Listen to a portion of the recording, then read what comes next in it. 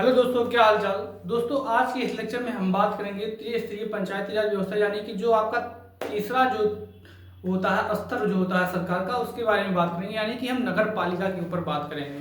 तो सबसे पहले इसके इतिहास के बारे में थोड़ा समझते हैं कि इसके पीछे क्या इतिहास रहा और इसके बाद कैसे जो है नगर पालिका का जो है भारतीय संविधान में इसको ऐड किया गया। तो दोस्तों देखते हैं क्या है कि केंद्र सरकार यानी कि शासन व्यवस्था के तीन अंग होते हैं। एक केंद्र सरकार, दूसरी राज्य सरकार और तीसरी स्थानीय स्वशासन। दोस्तों ठीक है। इसके बाद जो लोकल सेल्फ गवर्नमेंट यानी कि स्थानीय स्वशासन होता है, एक ग्रामीण स्तर पर होता है, एक शहरी क्षेत्र में होता है। तो ग्रामीण स्तर की बात की गई थी, जो कि जो है पिछला वीडियो लेक्चर था। इसमें ग्रामीण स्तर की जो पंचायती राज व्यवस्था थी, इसके बारे में बात किया गया है और इसको जो है पढ़ा दिया गया है। तो जो लोग वीडियो नहीं देखें वो जाके जो है हमारे चैनल पे जाके इस वीडियो को देख सकते हैं, जो कि ग्रामीण स्तर पर पंचायती राज व्यवस्था को अच्छे से व्याख्यायित किया गया है।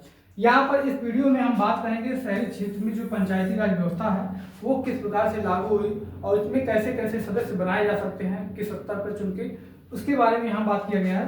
जो शहरी क्षेत्र में पंचायत होता है वो भी तीन पार्ट में बटा होता है दोस्तों। एक होता है नगर पंचायत।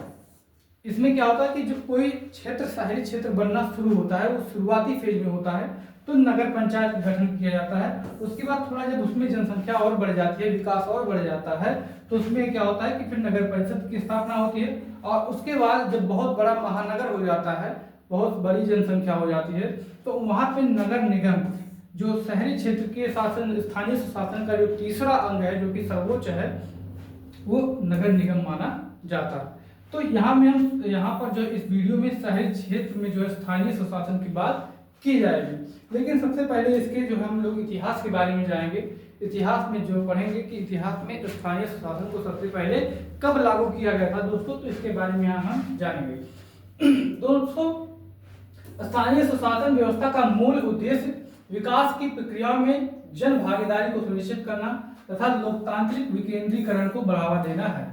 लोकतांत्रिक विकेंद्रीकरण क्या होता है दोस्तों?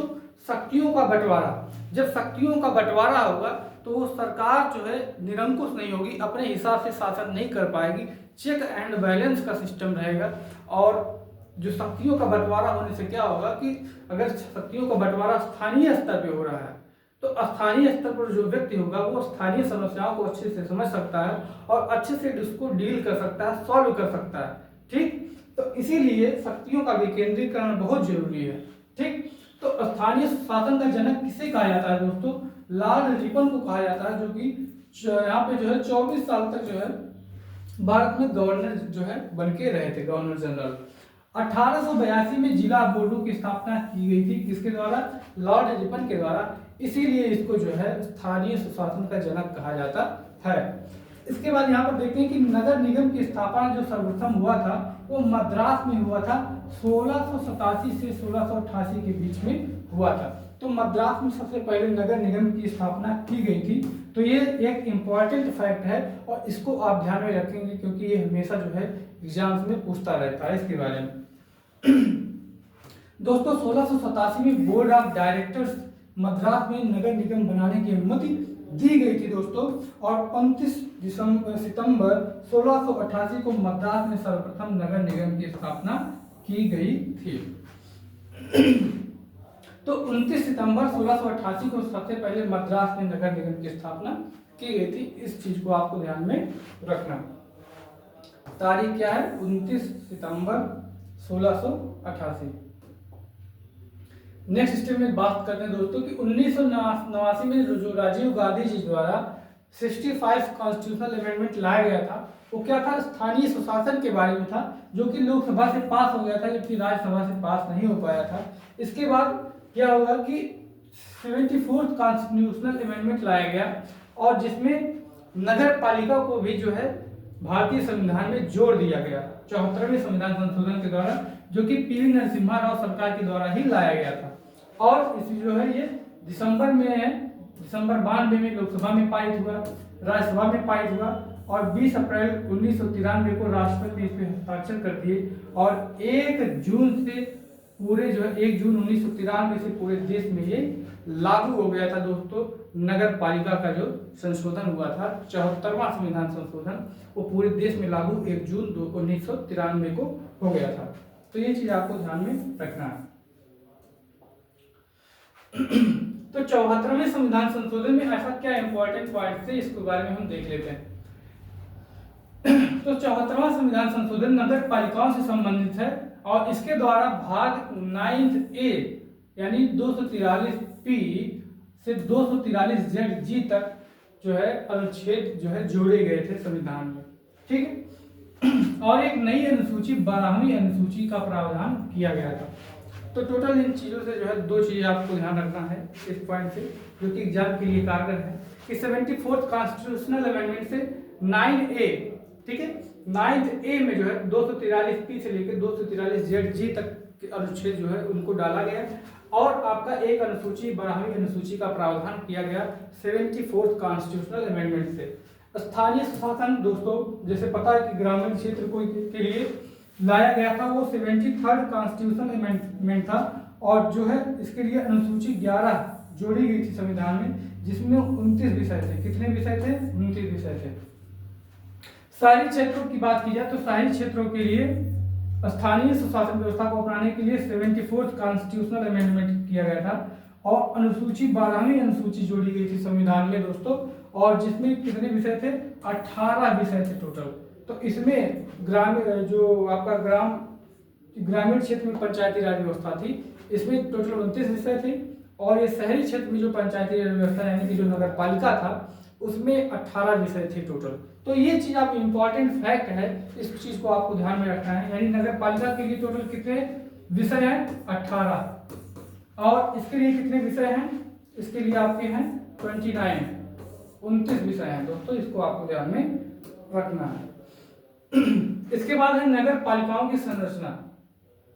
तो परिवर्तित क्षेत्र, उसके बाद छोटे नगरीय क्षेत्र और उसके बाद बड़े नगरीय क्षेत्र। तो सबसे पहले देख लेते हैं कि परिवर्तित नगरीय क्षेत्र जो है, परिवर्तित क्षेत्र यानी गांव से शहर में परिवर्तित हो रहे क्षेत्र के लिए नगर पंचायत का गठन किया जाता है और इसमें क्या होता है, जो इसका प्रमुख होता है वो होता है चेयरमैन होता है। क्या होता है? चेयरमैन। और जो छोटे नगरीय क्षेत्र होते हैं उनमें क्या होता है कि वहां नगर परिषद का गठन किया जाता है और उसमें क्या होता है, उसमें अध्यक्ष होता है। सदस्यों का चुनाव प्रत्यक्ष रूप से जनता द्वारा किया जाता है, जबकि अध्यक्ष का चुनाव प्रत्यक्ष या अप्रत्यक्ष रूप से किया जाता है। वो राज्य सरकार के ऊपर डिपेंड करता है। विभिन्न सरकारों में, विभिन्न राज्य सरकारों में इसका चुनाव अलग अलग तरीके से किया जाता है। कहीं पर प्रत्यक्ष रूप से अध्यक्ष का चुनाव किया जाता है तो कहीं पर अप्रत्यक्ष रूप से दोस्तों। बड़े नगरीय क्षेत्र में क्या होता है, नगर निगम का गठन किया जाता है और जिसमें मेयर होता है वो पूरे नगर निगम का क्या होता है, प्रमुख होता है। उस महानगर का मेयर जो होता है वो प्रमुख होता है। तो ये चीज आपको ध्यान में रखना है। उत्तर प्रदेश में टोटल 17 नगर निगम है, तो इस चीज को आपको ध्यान में रखना है। उत्तर प्रदेश में टोटल 17 नगर निगम। इसके बाद दोस्तों 74th कॉन्स्टिट्यूशनल अमेंडमेंट की बात की जाए तो इसमें आरक्षण की जो व्यवस्था की गई थी वो एससी और एसटी को उनकी जनसंख्या के अनुपात में आरक्षण मिलेगा। महिलाओं के लिए 1/3 सीट, न्यूनतम 1/3 सीट जो है आरक्षित किया गया था और ओबीसी के आरक्षण को राज्य विधानमंडल के निर्देशानुसार छोड़ दिया गया था कि राज्य सरकार चाहे तो उनको जो है आरक्षण दे सकती है ओबीसी को। कार्यकाल की बात की जाए तो कार्यकाल 5 वर्ष है और विघटन की स्थिति में 6 महीने के अंदर चुनाव कराने होंगे। जैसे कि पंचायती राज यानी कि जो ग्राम पंचायत था उसकी बात, उसमें जो किया गया था जो प्रावधान, वही प्रावधान इसमें भी किया गया। और योग्यता क्या है दोस्तों की न्यूनतम आयु कितनी होनी चाहिए? 21 वर्ष होनी चाहिए। पंचायतों के लिए भी न्यूनतम आयु कितनी थी? 21 वर्ष थी। इसके बाद दोस्तों अनुच्छेदों के बारे में कुछ देख लेते हैं। दोस्तों 243P जो है वो परिभाषा के बारे में बात करता है। 243Q जो है वो नगर पालिका के गठन की बात करता है दोस्तों। 243R ये नगर पालिकाओं की संरचना के बारे में बात करता है और 243S जो है वो वार्ड समितियों आदि का गठन और संरचना के बारे में बात करता है। अनुच्छेद 243T ये आरक्षण की बात करता है जो कि SC ST महिलाओं और ओबीसी को दिए जाने चाहिए, उसकी बात करता है 243T। तो ये चीज आपको ध्यान में रखना है। रिजर्वेशन, 243 टी किसकी बात करता है? रिजर्वेशन की बात करता है। 243 यू किसके बारे में बात करता है? कार्यकाल के बारे में बात करता है। ठीक है, तो इस चीज को ध्यान में रखना है। 243 यू ये पूछता रहता है। 243 बी ये योग्यता के बारे में बात करता है। तो दो तीन चीजों को आपको ध्यान में रखना है। एक नगर पालिका का गठन 243 क्यू, इसके बाद आरक्षण, इसके बाद कार्यकाल, इसके बाद योग्यता। ये पूछता रहता है कि इसके लिए कौन सा अनुच्छेद है। तो कार्यकाल के लिए कौन सा अनुच्छेद है आपका? ये 243 यू, योग्यता क्या है? 243 बी, आरक्षण 243 टी और 243 की क्या है? नगर पालिकाओं का गठन। दोस्तों अनुच्छेद 243 जेड जो है नगर पालिकाओं आदि की शक्तियों, प्राधिकार और उत्तरदायित्व के बारे में, जो कि 18 विषयों पर कार्य करने की शक्ति देता है। अनुच्छेद 243 एक्स क्या है? ये टैक्स लगाने की शक्ति के बारे में है। किसको? नगर पालिकाओं को। और ये शक्ति अगर मिलेगी, इसके बारे में क्या कौन निर्णय करेगा? इसके बारे में राज्य सरकार निर्णय कर सकती है। अनुच्छेद 243 वाई ये वित्त आयोग के बारे में, यानी कि राज्यपाल के द्वारा वित्त आयोग का गठन किया जाएगा। ये चीज दोस्तों ये इंपॉर्टेंट, इसको आपको ध्यान में रखना ही रखना है। इसके बाद 243 जेड दोस्तों ये नगर पालिकाओं के लेखाओं की समीक्षा के बारे में है। और 243 जेड ए ये नगर पालिकाओं के लिए निर्वाचन की व्यवस्था, यानी राज्य निर्वाचन आयोग की बात कौन करता है दोस्तों? 243 जेड ए। तो इसको आपको ध्यान में रखना है, इसको भी काफी इंपॉर्टेंट है आपके लिए। 243 जेड बी दोस्तों ये संघ राज्य क्षेत्रों के बारे में बताता है कि संघ राज्य क्षेत्रों में ये जो है त्रिस्तरीय पंचायती राज व्यवस्था, यानी कि नगर पालिका का प्रावधान लागू होगा कि नहीं, ये 243 आपका जेड बी के बारे में बात करता है। इसके बाद दोस्तों 243 जेड सी ये बताता है कुछ क्षेत्रों में लागू नहीं होगा पंचायती राज व्यवस्था, उसके बारे में बात करता है। इसके बाद दोस्तों 243 जेड जी ये आपका जिला योजना के लिए समिति के गठन की बात करता है। 243 जेड ई ये महानगर योजना समिति के बारे में बात करता है।